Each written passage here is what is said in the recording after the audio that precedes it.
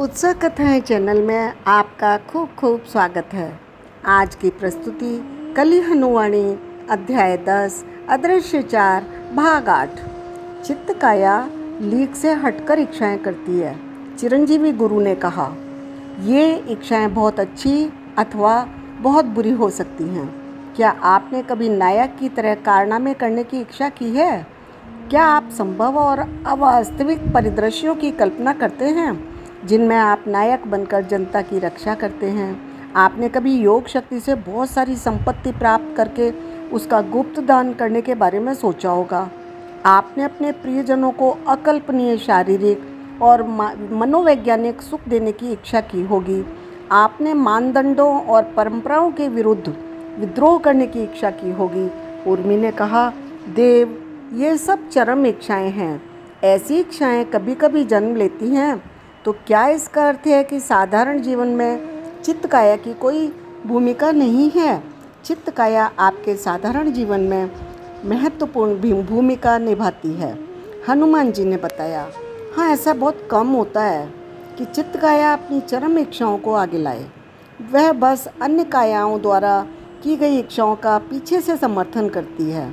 यदि चित्त काया न होती तो आप उनमें से कई काम न करते जो आप साधारण जीवन में करते हैं। चित्त काया अन्य कायाओं द्वारा की गई इच्छाओं को एक हल्का सा धक्का भर देती है जो निर्णायक साबित होता है। मैं आपको एक उदाहरण देता हूँ। मान लीजिए आप किसी के घर पर हैं और वे आपको भोजन का प्रस्ताव करते हैं। खाने के रूप में गंध को देखकर आपकी भौतिक काया इच्छा करती है कि आप प्रस्ताव को ठुकरा दें। फिर आपकी संस्कार काया आगे आती है। आपकी इच्छा भी बनी हुई है कि आप किसी की भावनाओं को चोट नहीं कर सकते और किसी को ना नहीं बोल सकते। आपकी संस्कार काया इस छवि से चिपके रहने की इच्छा करती है, अर्थात वह खाने के प्रस्ताव को स्वीकार करने की इच्छा करती है। आपकी भौतिक काया संस्कार काया का विरोध करती है। दोनों की शक्ति समान है। दोनों में से कौन सी काया जीतेगी? वह काया जीतेगी जिसको चित्त काया का समर्थन प्राप्त होगा। मान लीजिए कि आपकी चित्त काया अपनी शक्ति संस्कार काया के पीछे लगाती है, तब आपकी भौतिक काया अवांछनीय भोजन करने के लिए बाध्य हो जाएगी। चित्त ने संस्कार का समर्थन केवल इसलिए किया ताकि भौतिक काया में अव्यवस्था पैदा हो सके। चित्त काया अराजकता और अव्यवस्था करने के लिए तरसती है। वह भौतिक काया को भी समर्थन कर सकती थी, जिससे कि संस्कार काया की छवि को क्षति पहुंचती और संस्कार काया में अव्यवस्था पैदा हो जाती। उर्मी बोली, यह तो पूर्ण रूप से दुष्टता है देव। नहीं, ऐसा नहीं है, उर्वा बोला। अराजकता और व्यवस्था के बिना हम कोई वास्तविक प्रगति नहीं कर सकते, केवल प्रगति का भ्रम जी सकते हैं। हनुमान जी मुस्कुराए और उर्मी से बोले, यह आपकी संस्कार काया है जो आपकी चित्त काया को दुष्ट ठहरा रही है।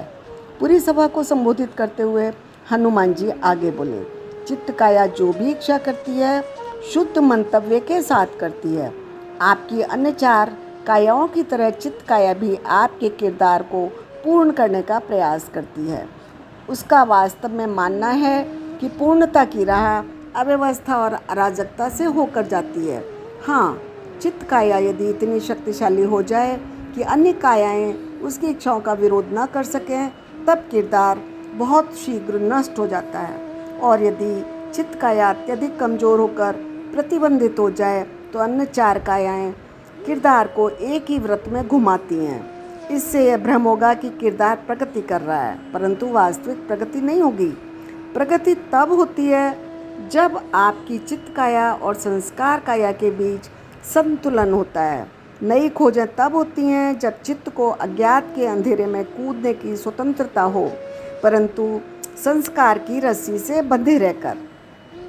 देव, क्या इसमें मुक्ति के मार्ग पर प्रगति भी शामिल है? आत्मज्ञान के मार्ग पर प्रगति, योग शक्तियों को प्राप्त करने के मार्ग पर प्रगति? उर्मी ने पूछा। जैसा कि मैंने कहा, अपनी आत्मा को जागृत करने के लिए आपको अपनी 4 अदृश्य मानसिक कायाओं को दृश्यमान बनाना होगा। अधिकांश साधक अन्य 3 को सफलतापूर्वक दृश्यमान कर लेते हैं, परंतु चित्त काया को नहीं कर पाते हैं। उन्हें चित्त काया के बारे में जितनी अधिक जानकारी मिलती है, उतना ही वे उसे ढक देने का प्रयास करते हैं। हनुमान जी ने कहा।